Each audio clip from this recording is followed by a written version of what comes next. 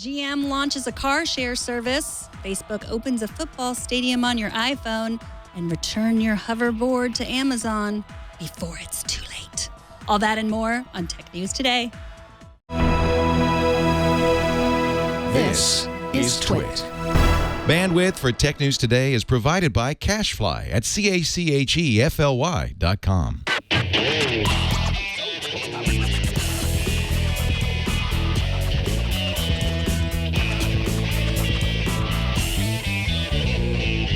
This is Tech News Today, episode 1433, recorded Thursday, January 21st, 2016.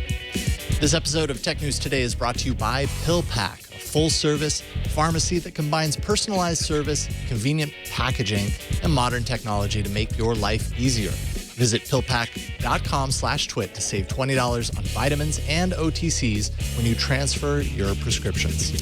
And by Credit Karma. This year, you may not make it to the gym every day, but you can work out your credit score with Credit Karma. Get your free credit report at creditkarma.com and see why over 45 million people have joined. That's creditkarma.com. Hello and welcome to Tech News Today. This is a show where we talk about the tech news with people who love technology. I am Megan Morrone. And if they don't, we don't invite them on. I'm Jason Howell. How's it going? How's it going, Megan? It's going good. We got this bigger TV here now. Bezel-less. Almost to the edge. Mm-hmm. Isn't this what people are clamoring for in their phones? Well, we got it in a TV. Yes, we do. Kind of. I mean, although if this was the bezel on my phone, I'd be pretty upset. This is kind of a thick bezel. To phone standards, anyways. We'd love to welcome to the show Russell Hawley of Android Central. He is our guest today. How's it going, Russell? Hey, I'm doing good. Thank you for having me. Absolutely. I'm so used to having you on All About Android to talk about Android stuff. And we thought, hey, let's get you on to talk about all kinds of stuff. Talk about everything. I know. It's like the world is open. It's your oyster. Yes. But before we get to everything, real quick, you wrote an article a couple of days ago that's been picking up a lot of steam on Android circles. At least, it, in my opinion, lends credence to my own suspicions about Facebook's Android app. You've noticed an improvement on your device from removing the app entirely. Is that right?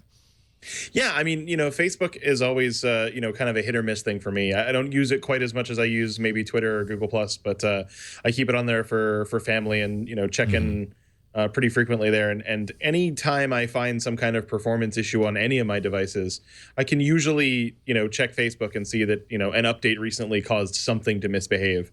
And for the longest time, I just kind of stopped it and it would correct the behavior. But I was particularly annoyed with it over the weekend, and I uninstalled it and decided to just try using the browser for Facebook instead, and found I'd completely forgotten that Chrome does notification push now. Right. On Android, and so I could get all of my Facebook notifications, and so that experience ended up being just about the same for me. Yeah, it really is close. The only thing that I noticed that's missing is the ability to kind of share to the Facebook app. If you have an image that you want to post, you can't really do that into the website. And I think even taking a picture, like I feel like I need to use my camera to take a picture and then launch the site and import that from the gallery. But so that's a couple of things, and that might be a deal breaker for some people. But I think Facebook does a ton of things that is not just the social stream, location check-ins and stuff like that a ton of people use and really enjoy, and that's one of the things that makes the app so popular, is that it makes those things kind of integrated and seamless.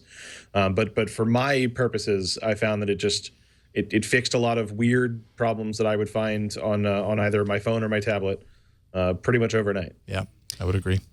Yeah, it's interesting when, you see a headline like that, you think, oh, you're quitting Facebook. Like, I love your Facebook post, but you're not quitting Facebook, just the app.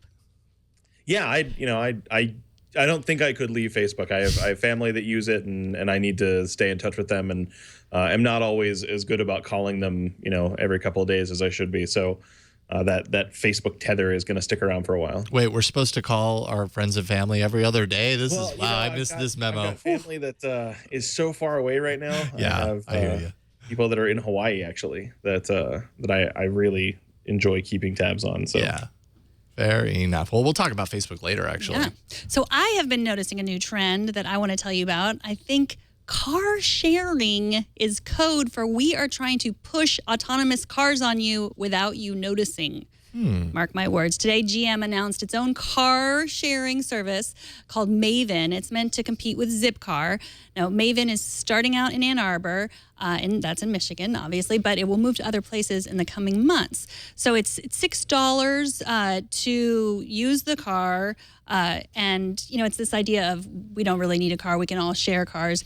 But the more I read about it, the more I realized, this is really kind of just their foray, one of their many forays into just the autonomous car movement, I guess you call it. I mean, they've done so much lately to point to this, and it's interesting. So what do you think?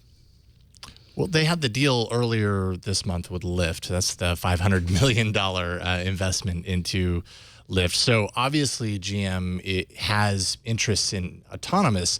This, correct me if I'm wrong, this is more like you use an app to say, I want to, basically rent that car for an hour, pick it up, keyless entry. You can actually have the app heat up the car for you while you're not there. There's no plans in this, and tell me if you saw this, for autonomous driving inside those vehicles? No, or not did I right miss that? now. You think not this is right now? This is a wedge into that. I'm reading into the future. Oh, This okay. is You're their looking into the future plan. All right, I think it's Uber's future plan too. I Sure. think it's They're all everybody. kinda heading there. The whole auto industry. I think so. Yeah, it competes with Zipcar, but unlike Zipcar, you don't need a membership for this one too. So. Yeah. Well, you got to figure the most important thing for any of these services right now, especially as you move into building autonomous car services, is measuring data, like gathering the kind of information that you need to figure out how people are using their cars. And this is a perfect service for that. Like you have someone who is sharing cars and driving in major metropolitan areas. Gathering that kind of data is hard to do one-on-one, but if you have your own car service, then that location data becomes yours to do with as you please, and that makes figuring out how to build those driverless cars in those areas a little easier. Yeah. Yeah, they also announced a deal with Mobileye. That's how they were tracking all of this data to work on the autonomous technology. I like the fact that all the vehicles are going to support CarPlay, Android Auto. They're going to have Sirius. They're going to have 4G LTE. So these are like souped up cars. Like you get in, your platform is going to be supported. So, but you have a car. This is not really. This isn't your lifestyle. Now it isn't. But like 10 years from now, who knows? I mean, I don't know. I'm pretty locked into owning a car right now. But the trend right now seems to be away, or at least the potential trend away from ownership and more into this kind of sharing economy. So who knows? 10 years from now, I could be sharing someone's vehicle. So doubtful at this point that would be the outcome, but you never know. Well, it's just all these services are aimed at people that don't live the lifestyle that we do. I think I with suppose. big cities and urban areas, but yeah, you can dream. Yep. An Oracle lawyer let loose a juicy bit of information about Google's Android that Google says should never have been released. That Android has brought in revenue to the tune of $31 billion, as well as $22 billion in profit. Google says the information was derived from its confidential internal financial documents as part of course, Oracle's lawsuit against Google that's accusing the company of using parts of Java to create Android without paying to do so. We don't really know if this is gross or net, and I don't know. Russell, I'm very curious to hear kind of your thoughts on this. If you think this is a low number or on par with what you would guess. Well, I think that we know that Google doesn't make any money from hardware sales or anything like that. So to hear that number from, I guess, the beginning of Android's existence for something like advertising and Play Store sales, I think sounds fairly accurate. When you think about how many transactions happen on Google Play every day and all of the different Android phones and tablets that are out there, it makes sense that all of those little things would come together to make this big thing. Mm-hmm. Yeah, I mean, you can contrast it by saying The Verge contrasted. It said Apple made $32.2 billion in revenue just in the fourth quarter of last year from the iPhone. As a company. From the iPhone. But that's iPhone sales. Like that, that's the physical. They're selling the physical hardware. So so that's the real difference between the two companies, which is interesting. I also think it's interesting that they just slipped these numbers out that were, I don't know if it was on purpose, if this was the way they thought that they were going to get at Android for, that Oracle was going to get at them for stealing what they claim, stealing the JavaScript to build Android. So I don't know. It seems interesting and suspect. Well, it's certainly Oracle doing what they need to do in regards to the case, right? Like they want to prove that Google's made a crazy sum of money, you know, based on, you know, this illicit code that they shouldn't have ever had access to. So it certainly benefits Oracle to do that. Should be noted that Google acquired Android in 2005 for $50 million. And when you take 50 million, compare it to the the 31 billion now, that's a pretty good return on your investment, I think. So, you know, and that's just from direct revenue for things like advertising. Sure. You're not even counting in the sheer amount of data they've gotten from web searches and location data and stuff like that, which has benefited all of their other products. So, Right. But they do hold these numbers really like close to the vest. So it's interesting to hear about them and wonder if they're true. Yeah. So Apple is opening a new developer center in Naples, Italy, to offer a more diverse community of people the tools to become iOS developers. The center is the second of its kind. There's also one in Brazil. So this was an interesting story. It's just trying to sort of create more iOS developers in different parts of the world. And this is the first one in Europe. And what do you think? I mean, honestly, I'm all about education for development, and I think, you know, I think it behooves them to do this, right? It's not like iOS as a platform is hurting for high quality development, but all Apple really wants is to encourage more people to use the platform, to open up that development. I think Google does a pretty good job of this too for Android. They certainly have their hooks in to kind of encourage development and kind of spread that out with the Udacity thing that we were talking about, among other places. I think it's interesting if this is kind of the start of something bigger, because Apple certainly has said, at least in this news, that we could see more centers like this to encourage this kind of education. I like it. I think that's good. Yeah, I mean, whether it's Android or iOS, the more people, the more different types of people that are creating the apps, the better our world will be. Our world, in the technology world, maybe. Well, no, I mean, these apps affect everyone, everywhere. Sure. I mean, they really do. I mean, more and more people, have mobile phones, only have mobile phones. They don't even have PCs. So really, they affect every aspect of our life. And so if it's just a bunch of guys in Silicon Valley creating these apps, then, there's a problem there. Mm-hmm. Let's see here. Once known as Google's Bad Ads Report, the newly released and cheerfully renamed Better Ads Report was released today. Still basically shows you how much bad stuff Google removed from its ad system. And it's all kind of good news, of course, and thankfully for Google. 780 million bad ads blocked in 2015. That's up from 524 million the year before, 350 million the year before that. One thing that was big about last year, and one thing that I really applauded Google for going after, was this kind of trick-to-click kind of system where, you might have the X to close an ad right next to the thing you actually want somebody to click on, or the X might be really small, the click target would be really small to remove it, and instead you end up clicking it, and the, they end up getting ad revenue as a result of that. 17 million ad rejections on those types of ads alone. All good news. Would you say, Russell, just kind of in your experience with things, that this has been a better year as far as ads and kind of the yucky type of ads that we find on our mobile devices? Well, it's hard to say because, on top of all of those, you run into a lot of ads that aren't Google ads. There are plenty of ad networks that aren't maintained by Google. So I don't know. I would certainly say that, in situations where I can say, well, this is a site that uses Google's ad network, then yeah, those ads have been great.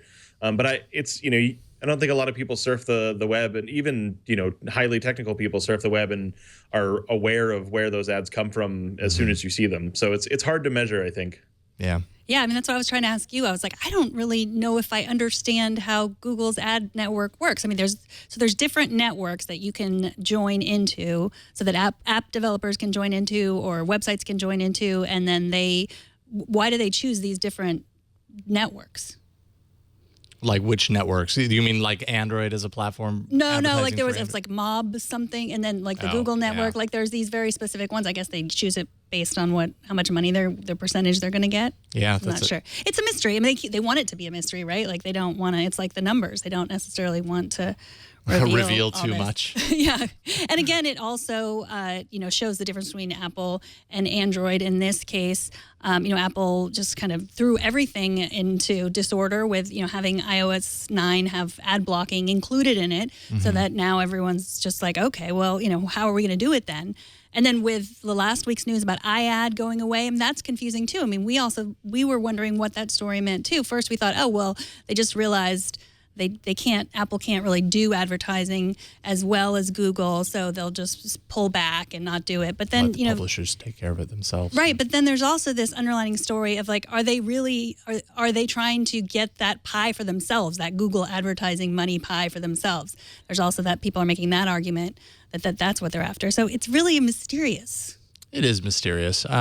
Ultimately, obviously, Google's biggest interest is in driving people to their search so that they can serve up ads. So, like when you're using the Android platform, not only are you getting ads when you're serving, inside a browser or whatever, with mobile ads targeted there, but you're also getting it inside the apps themselves, the full screen takeovers. And that's a part of what this kind of report is referring to, kind of better ad practices there so that everybody makes a nice chunk of money. And I don't know, the report seems to be all good news. So I support better ad practices. You support good report.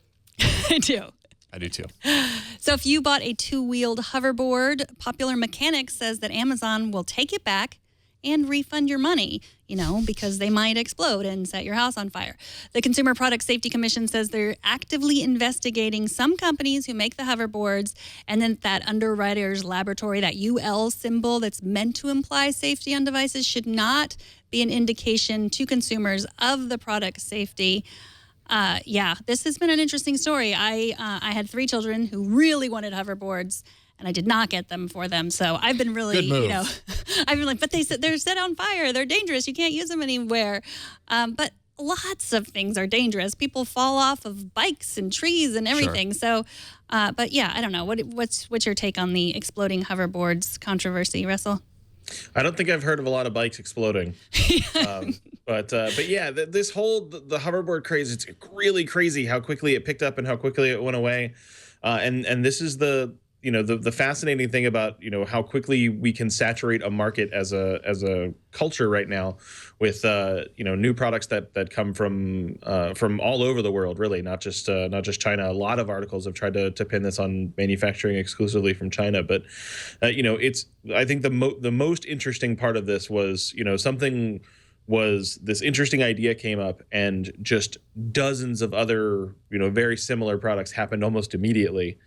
To available to purchase and available to ship, just about overnight. And so it makes me wonder, what the next thing like this would be and how it would be better regulated. Yeah, they didn't have their patents in order. I think that was the issue. Like if they had, before it came out, if they had patented a lot of this technology, this wouldn't be a problem. There wouldn't be a number of other companies sitting in the wings going, we've got to capitalize on this trend and put something out quickly. Who cares if they explode? Yeah. Yeah, like a Santa Rosa man's house caught fire. His charging hoverboard set the house on fire. This kind of stuff happens apparently. So well, I'm thinking my issue with it's not just people like in the video. There's somebody standing on a hoverboard revving it at full speed and just waiting until it explodes. Like that's an example of the fact that it can happen. This is a real world example. And that's pretty scary. I think it can happen. I also wondered if kids are anything like mine, they get tired of things very quickly. So I think, well, that's great. Like even if it didn't explode, they're probably already tired of it. Return it to Amazon. Buy yourself a couple GoPros. That's what I say. It's like you got a free month's rental of a hoverboard. Yeah. Mm-hmm. Sure. Think of it Consider that way. yourself very lucky if nothing happened. Yes. Now, I've seen a ton of alarm clock apps for Android. Some of them make you jump through hoops, sometimes literally jump through hoops in order to turn off the alarm. Then along comes that scrappy upstart Android developer called Microsoft with its Mimicker alarm, trying to bring some fun to your morning wake-up call. First things first, do we want to have fun in the morning when we wake up? Or do we just want to wake up and begrudgingly get to our morning routine? I want to go back to sleep when I have to wake up.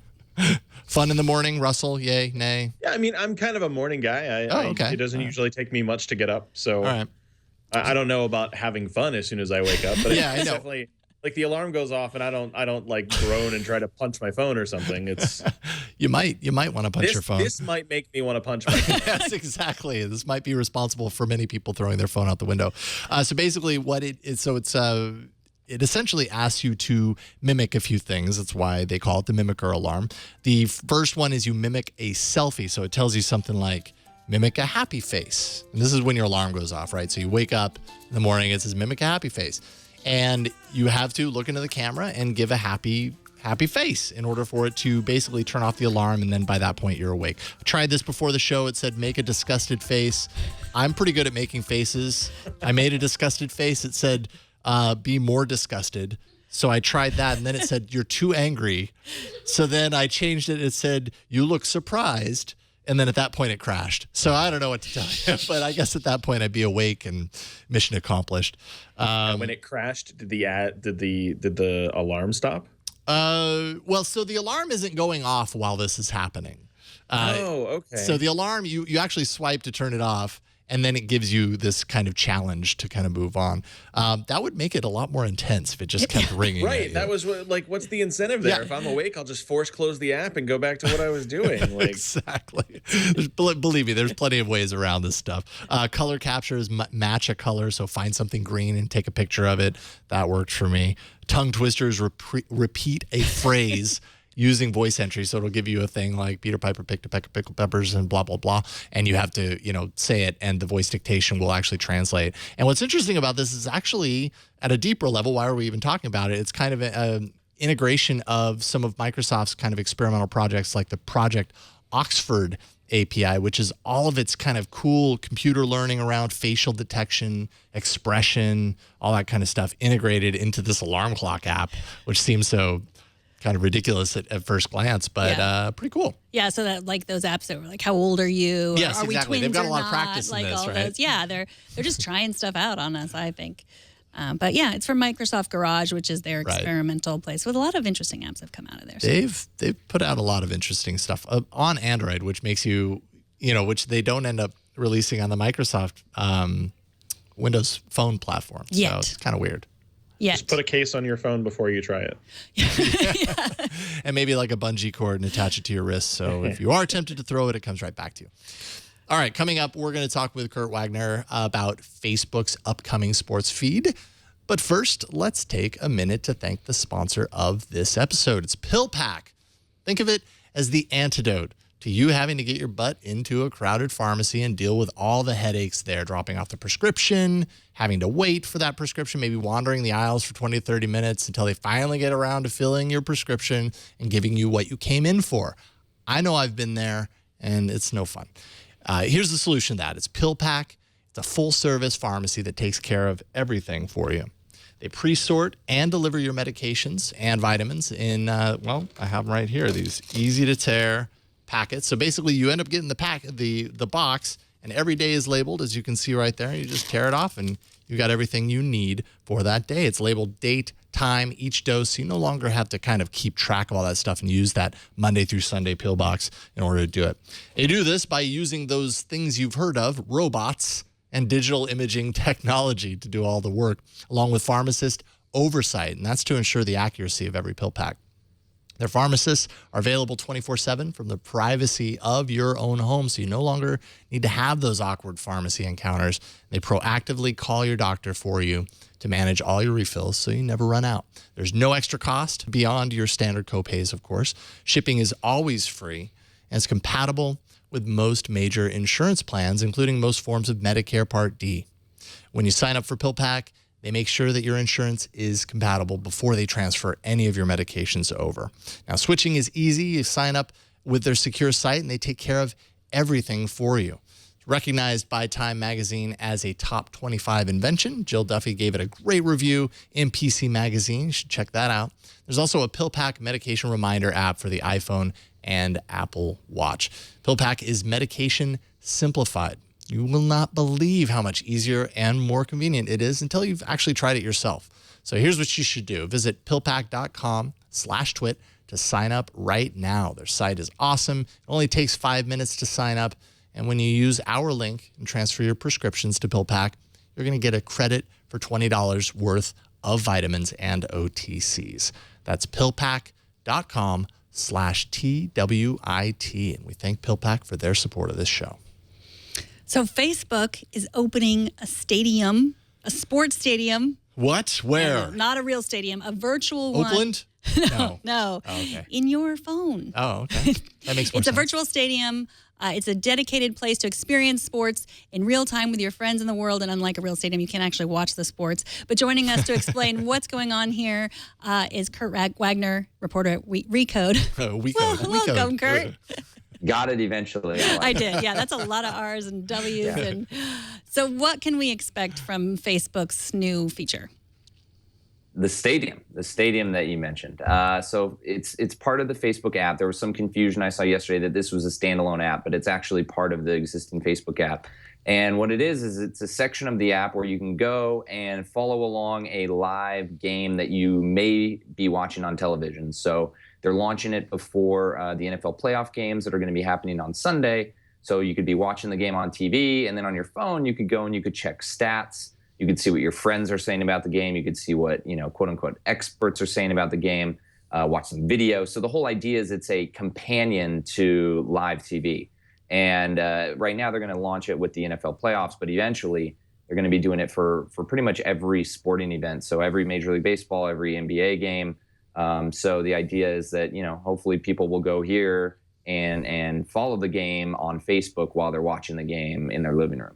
So this is just for major sports, I assume. I am lucky enough to attend the U.S. women's soccer team game in San Diego on Saturday. I probably can't expect to go to Facebook and find a place where everyone's talking about it. Yeah, on Saturday, I would say no, because they're just launching it with the NFL guys on Sunday as kind of the first test. A year from now, though, I would think you would be able to. They say that they basically want all professional sports on there, and I imagine that includes not only professional soccer, but kind of national soccer, World Cup soccer.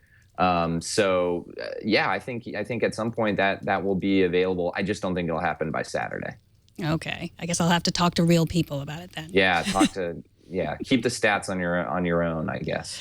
So I don't really, aside from women's soccer, I don't watch a lot of sports. What do people do now, before this, in the olden days, before this new stadium? Where did people go to do this?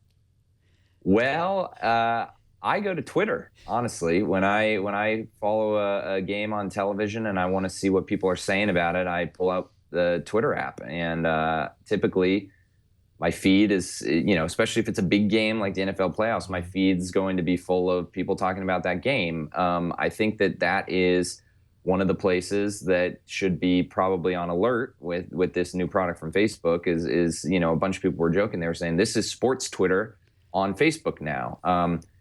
I don't think Twitter should necessarily be super scared, because Facebook has tried a lot of things in the past to get people to talk about live TV, and it's never really caught on. Like Twitter has that feeling. It's public, it's real time. The stream is in reverse chronological order. Facebook typically doesn't have any of that, so I don't think people are trained to go to Facebook to talk about things that are happening in real time. But I think that's what they want to change. So Twitter should be alert, and I think others, like an ESPN, for example. I have an ESPN app on my phone. That's where I mostly get all kinds of stats and highlights right now.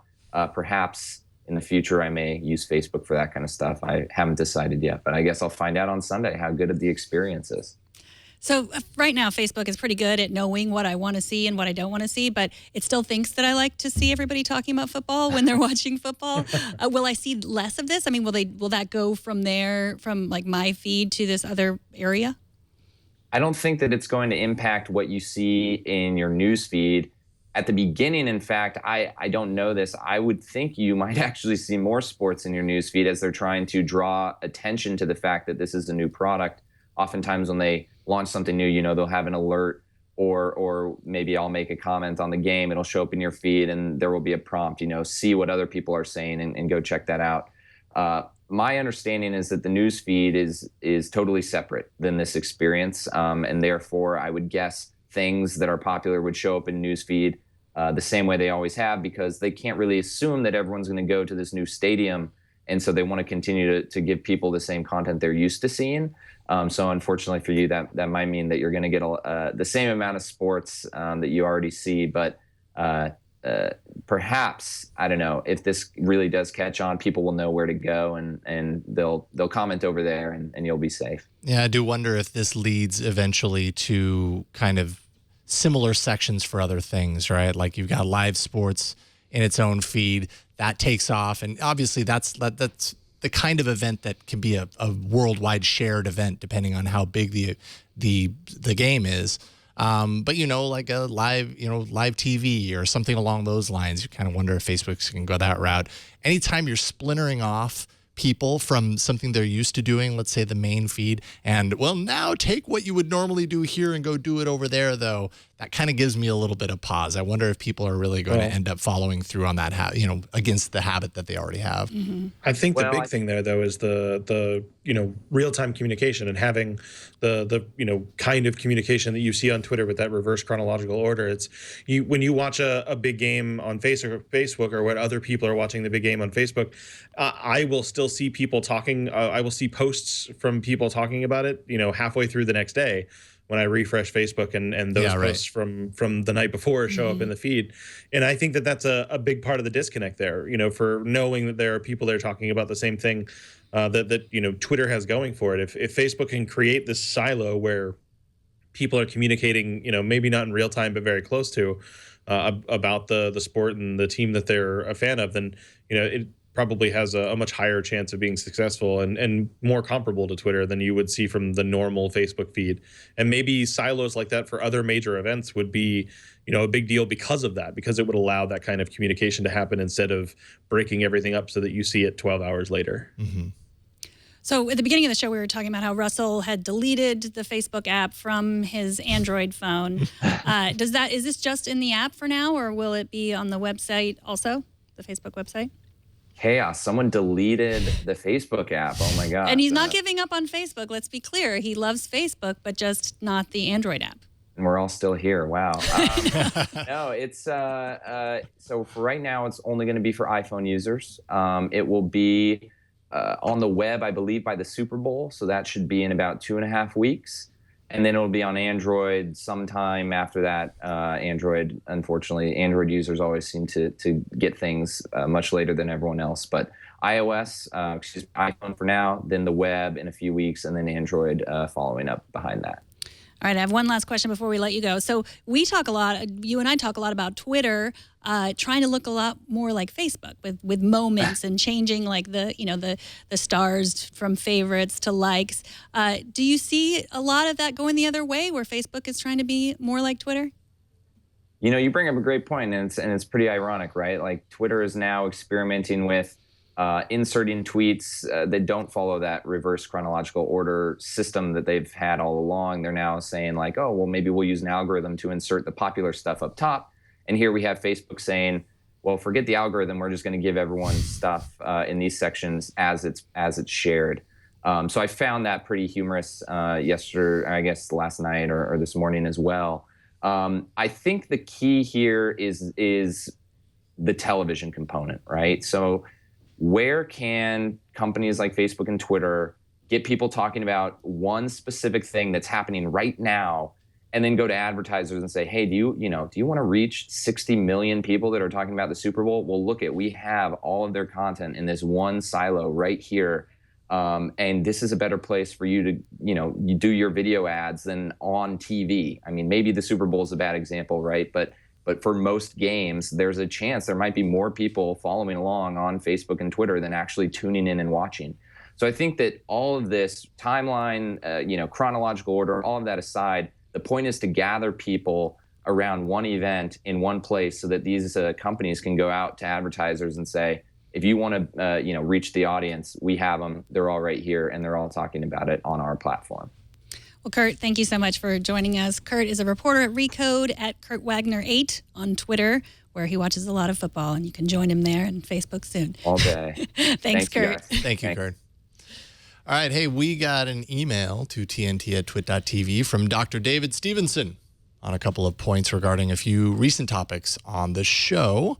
And he says, first, the dangers of drones. Says, have you all seen the video of the skier almost being hit by a large UAV? Here's the link. This is serious business. He could have been killed. So he's, going down. I think you actually... We did show this last month when it came, when we saw the video. When it happened. When the couple... Oh, my God. It's super scary. So we definitely have talked about this, this danger of drones. It is a real danger, but so is getting in a car and, sure, a hoverboard. So he continues, much more serious business sooner is the slideshow that we have, which is basically a drone in the sky, and you see an oncoming airplane in the distance, and sure enough, the last frame is that the drone gets basically knocked out of the sky. I'm not sure if it actually got hit by the plane or if that's just kind of the reaction, all the turbulence created by the plane passing by so quickly.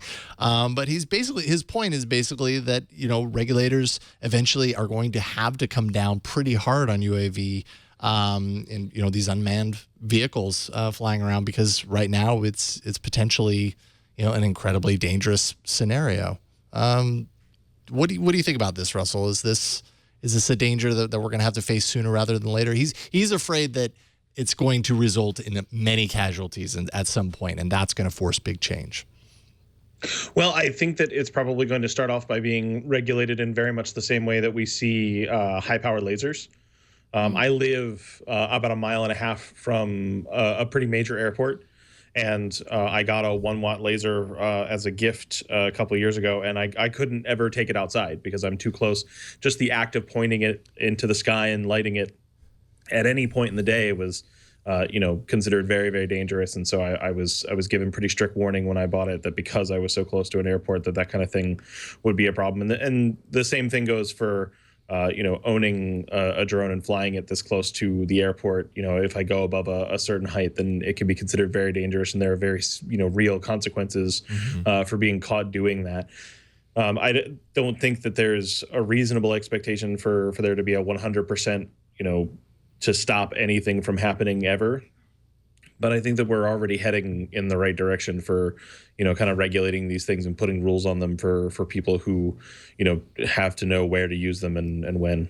Right. Well, there's the FAA registry, which if you want to register your drone for free, you're too late for that. Now you have to pay. That deadline passed just this week. But I don't. It's weird. People who have gone through the process here say it's just very strange. You get a number, and then you have to put it on your drone. It's up to you to put it on your drone. The number, like no one. I don't know how else they would do it. But I think that assign you a number at the counter.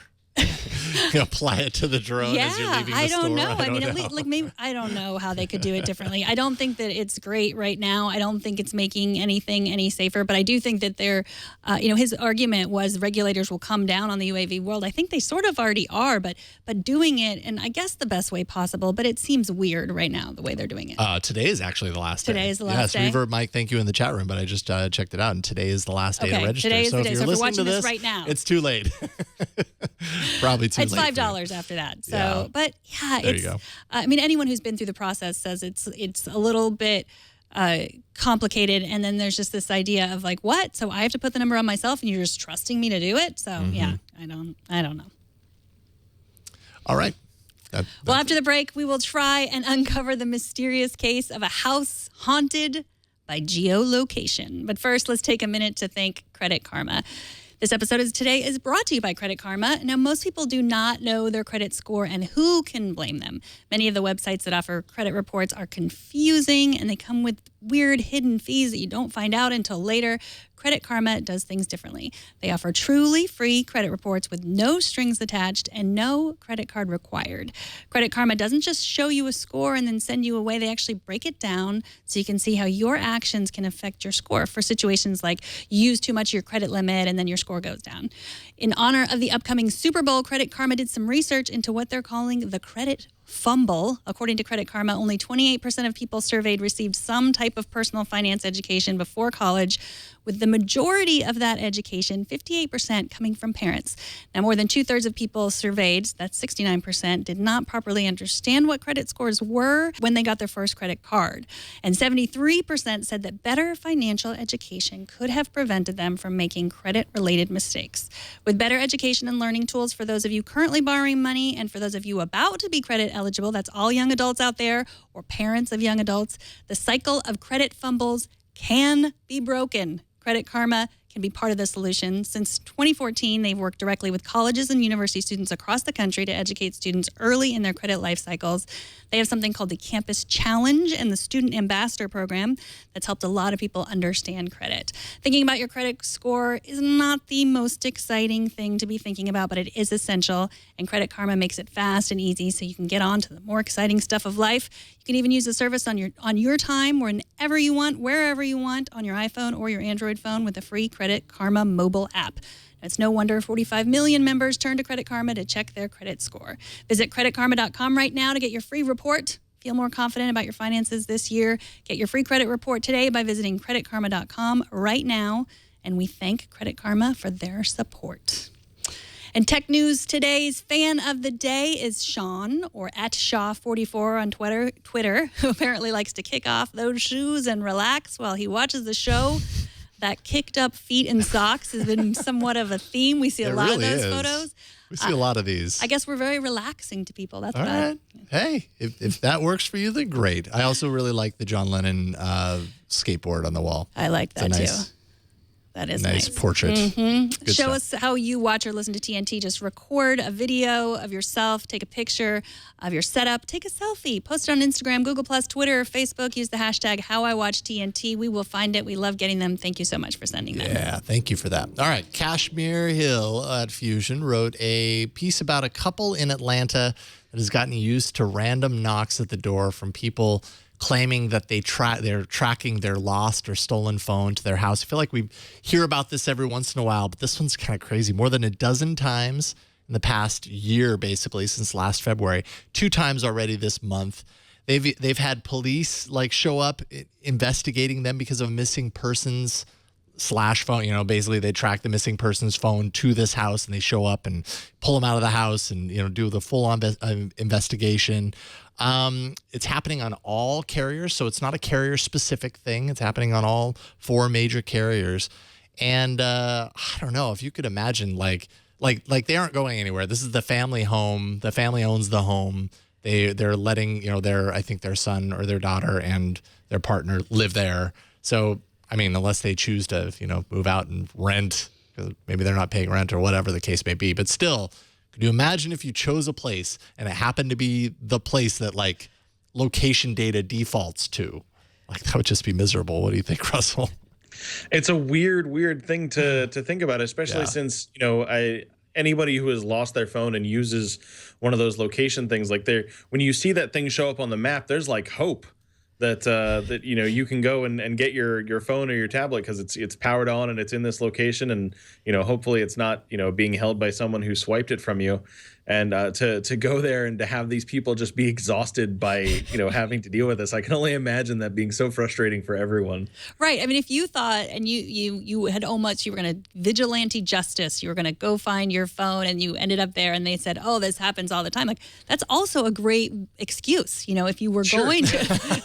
That's exactly what I would say. Right. That's what I would say. Looking for stolen phones. Sure. It's a little. Yeah. It's a little scary for them. They said, because people can be violent when we're very attached to our devices, and we think we have these tools to find them, and we trust tools more than people in cases like this. What do you mean it's not here? I'm going to check I get to check under your bed because it says it's here.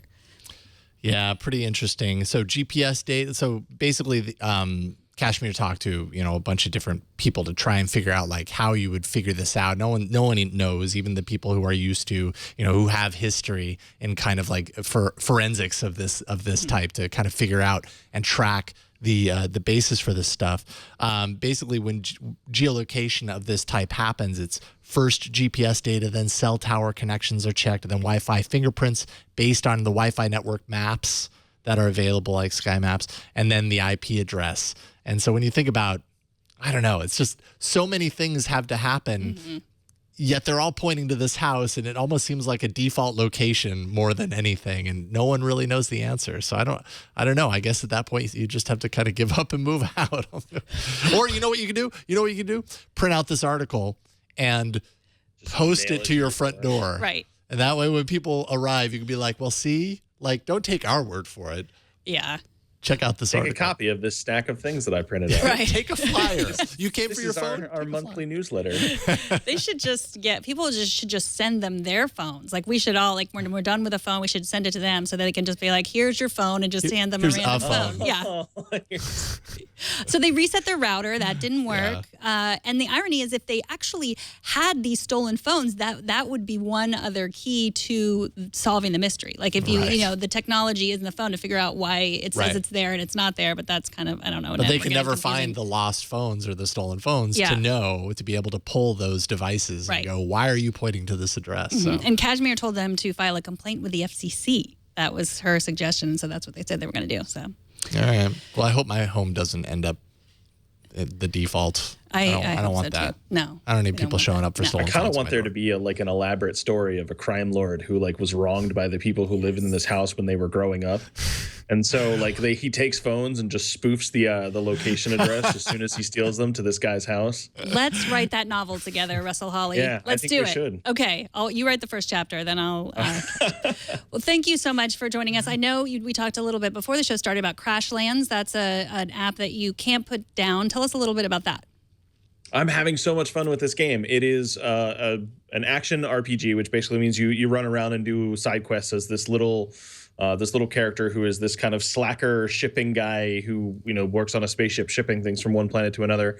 And this weird floaty headed monster shows up and crashes you down onto this amazingly fantastic planet full of strange creatures and plants and stuff. And you basically work from nothing, from dirt and sticks and stuff into the appropriate technology to call home and get in touch with the people who are your employers, so that they can come rescue you. And in the process, you uncover this incredible plot. And so there's all of these really fantastic things that happen, from building your little house to hold all of the things that you use to build things, to going out and fighting just about everything. And the really impressive thing, because it works on both PC and mobile, but for the mobile aspect of this game, it's so well balanced that you can play for a couple minutes at a time and set it down, or you can just sit and waste an entire afternoon playing the game. The way that you jump from action point to action point is just really well balanced, and I just can't stop playing it. Well, what else are you working on at Android Central that you can tell us about? I've stopped doing everything. You already wrote the article. Okay. What now? I mean, I'm gonna write another one in a month after I'm done. It's gonna be very detailed. I'm gonna actually be playing next week with the Asus ZenFone Zoom, which is supposed to be a camera with a phone attached, as opposed to a phone with a camera attached. Nice. So it's just this gigantic camera puck on the back of this phone. It's really fantastic and kind of bizarre. And I'm gonna play with it for a while and compare it to some of the other cameras that we've got out there right now. Because over the last year, I think for just about every smartphone manufacturer, there's been this really heightened focus on a camera. Being able to take great pictures and do stuff, and it's been really fun to explore that over the last year. Well, cool. You can find Russell's work at Android Central. And I know you're on the East Coast, so stay safe when that storm hits you. And hopefully let's talk soon. Absolutely. Thanks so much, Russell. It's always a pleasure getting you on the shows. Thanks for having me, guys. You bet.